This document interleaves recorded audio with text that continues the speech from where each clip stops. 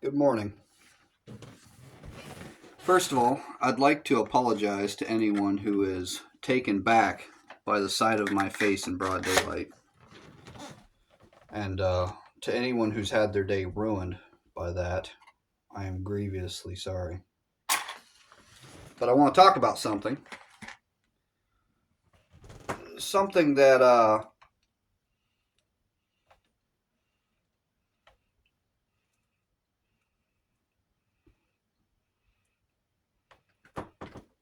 something that's not really new to me, but I saw something in relation to it that sparked my interest in talking about it.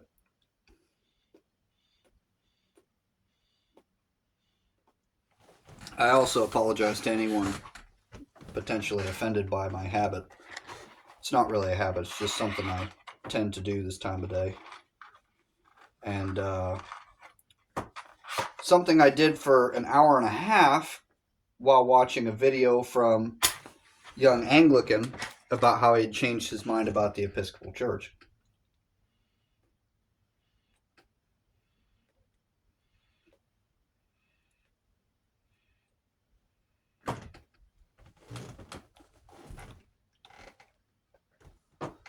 So,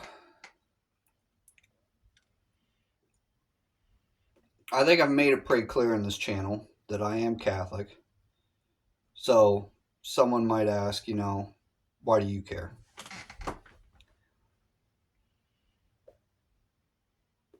Well, before I before I converted, I think I mentioned that I was an aspiring Anglican. And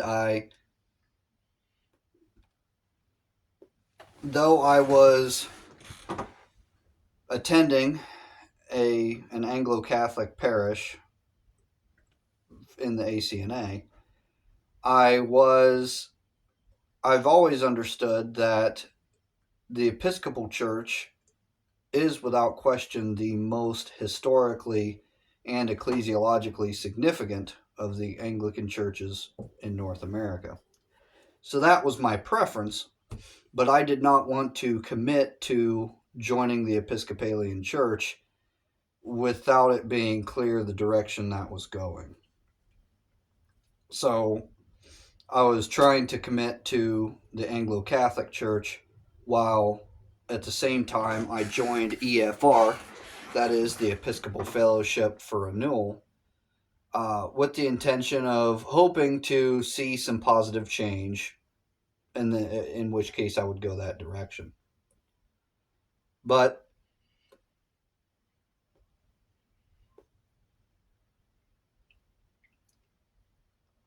and you ask why I care about EFR and or the Episcopal Church in general, and that is that I think we can agree that there was a time when the church was Catholic.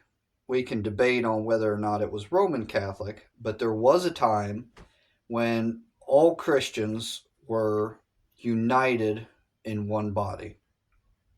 And I think it's reasonable to suggest that any sane person would want to see that be the case again. So, how do we do that? There is the only the way that any well, I'll say this. I think it's kind of odd whenever I see Protestant churches or Protestant people. This has been popular lately of people freaking out about the sin of schism, schismatics breaking away from their church. And there's really two ways we could look at this. There is the objective Catholic biblical way, that is, there's one body of Christ, and you can't break that body. And if you break away from that body, you're schismatic. So to schism from a schismatic church is pretty irrelevant because, I mean, schismatic is schismatic. So to schism from a schismatic church is not a sin. But there's at the same time there's a very practical way of looking at it, which is that the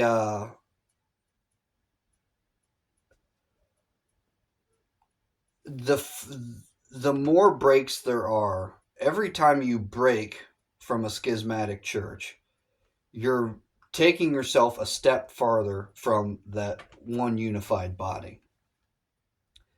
And why I care about the Episcopal Church is ultimately dialogue. How is it that we are able to repair these fractures is dialogue. And the more micro denominations there are, the more dialogues there need to be, to a point that they get pretty pointless. I mean, you fight this massive denomination for years and years to eventually come to some agreement, and a micro denomination with 3 parishes would probably put up just as much, if not more, fight for for what? And the so for that reason, I think it best that it still matters that if there's going to be an Anglicanism, there be one. There be one united Anglicanism in America with which the church can have dialogue. And I understand this is impossible, nearly, because I think pride has a lot more to do with schism than people like to talk about. It's all about it's all about doctrine. Oh, this is bad. That's bad. They're too far gone. So we need to split off for our sake. But I think pride has a great deal to do with it, and a quick test you can do with that, for ACNA people, continuing Anglicans. I mean, this is the same thing I'd say to the Orthodox, is that you you schism because they're too far gone doctrinally, and you say it's not because of pride. But ask yourself, if they corrected their errors, if the Episcopal Church was to do away with female ordination, same-sex marriage, abortion, all the things that they support or have talked about supporting, if they did away with all of that, would you flush all the work you've put into the ACNA, basically do away with it and say, yes, we've grown Anglicanism because of this, and this is good, but we're going to take everything that we've put into the ACNA and then put it back into the Episcopal Church, since we're all conservative now, and just make one big bulwark of Anglicanism?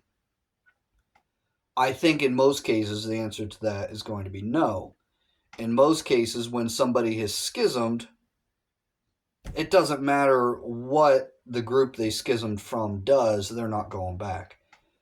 Because it's not a matter of, well, we still disagree with this or that. Because even if there's nothing they disagree with, they're going to say, what about my work? What about everything I put into it? And that was really one of the big things that was something that was very disheartening for me going into the whole thing of, well, what is the, like, if EFR is successful in turning the Episcopal Church back to, Anglican orthodoxy, what are the chances that this would actually bring Anglicans back together? But I think there's still reasonable hope for that, and I think it's somewhat necessary, because if you are going to have, if there's any chance of Anglicanism being brought back into the fold, it's going to be by dialogue, but there has to be a body that the church can talk to, right? And why do I care about EFR in particular? It's because of dialogue.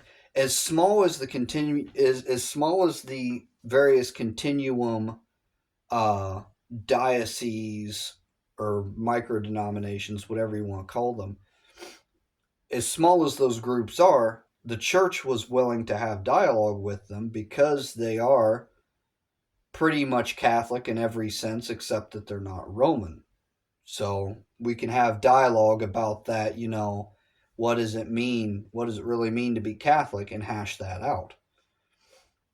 But as long as there are issues like, same sex marriage and all of this progressivism, but in particular female ordination, uh, there can be no dialogue because female ordination in particular is something that the church is not going to budge on.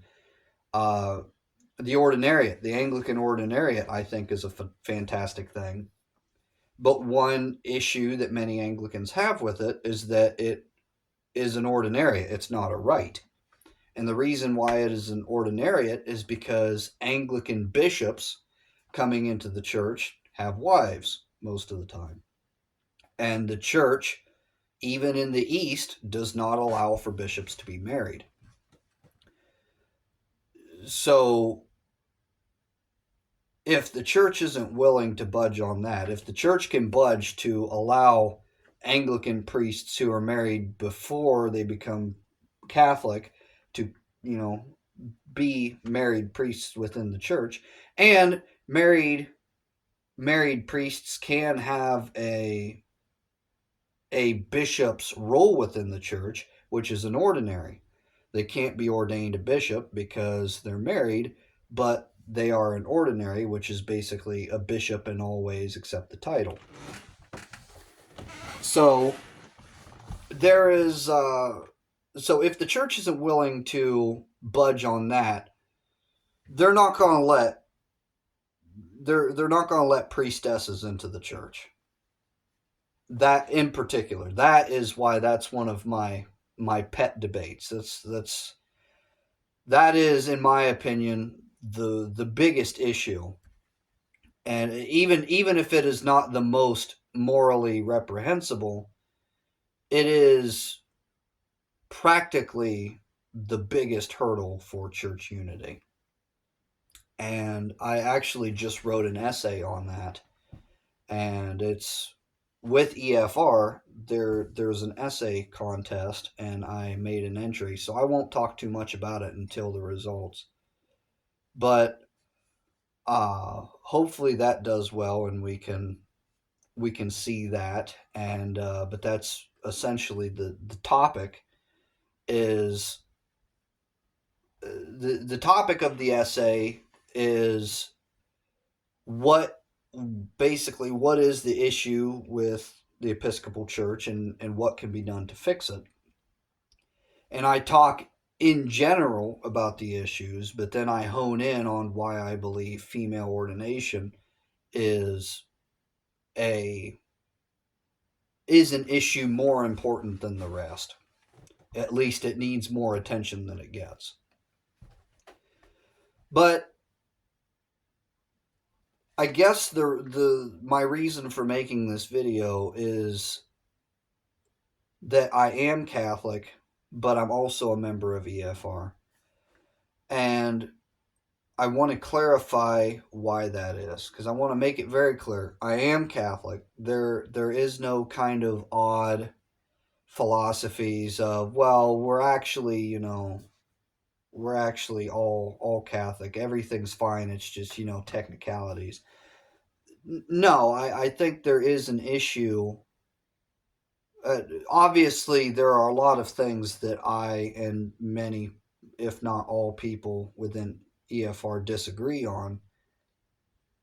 But I think we can agree that dialogue is a good thing, and dialogue cannot happen until these major issues are addressed. So I wanted to mention this before my involvement with EFR became potentially public to the degree of causing confusion, because there has been a push lately with EFR to have more of a media presence. And they have an Instagram that they post on. It's ran by a few of the members, but there's nothing by way of YouTube or a podcast or anything like that. And they've been talking a lot about making that a thing. And I've agreed to help in any way, anything they would ask of me to help with that. And so I am a member of the EFR Communications Committee. And this thing with Young Anglican is a great opportunity. And I see that as a tremendous step in the right direction for making the movement known, because really the only way we're going to be able to get the Episcopal Church to kind of hit the brakes and start moving back on some of these policies is if people are educated on Anglican Orthodoxy. Because in most cases, it's not that people are maliciously trying to undermine Christian truth. It's that they don't know. They're just going with the motions. The church is going that way, and they're going with them. And so I don't know what my participation in that is going to look like exactly, but I will be participating in helping to reform the Episcopal Church, primarily for the sake of making future dialogue possible, but also just for the fact of, I don't want to get into the technicalities of that, but regardless of whether or not they're Catholic, I don't want to see anyone sinning more than they have to. So even if it doesn't lead to good dialogue, it could lead to a better situation for Christians outside the ship of Peter. I mean, if they want to tread water, they can, but that doesn't mean I want to see anyone drown. So in any way I can throw them a lifesaver or whatever. That's the candy. I'm not sure what you call the little donuts on the boat. I don't remember, but uh, in any way I can reach out to help the reformation of the Episcopal Church, I will. And this news with Young Anglican is big. He is conservative, and I I really hope to see something come out of it, and we will see what the future holds by way of an EFR presence on YouTube or a podcast or however that turns out. But I felt compelled to say something about it, and this is what I've come up with.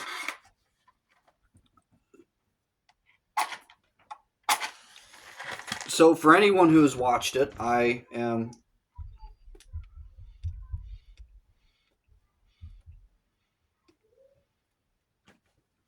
very grateful, and I appreciate you.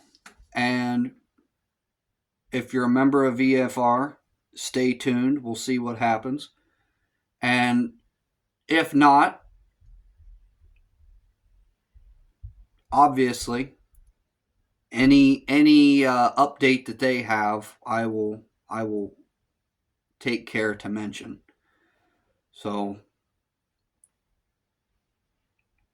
I'm a little early, We're kind of in a situation of we'll see what happens, but something is going to happen, and if I have anything to say about it, you'll be the first to know. So thank you for watching. and God bless you.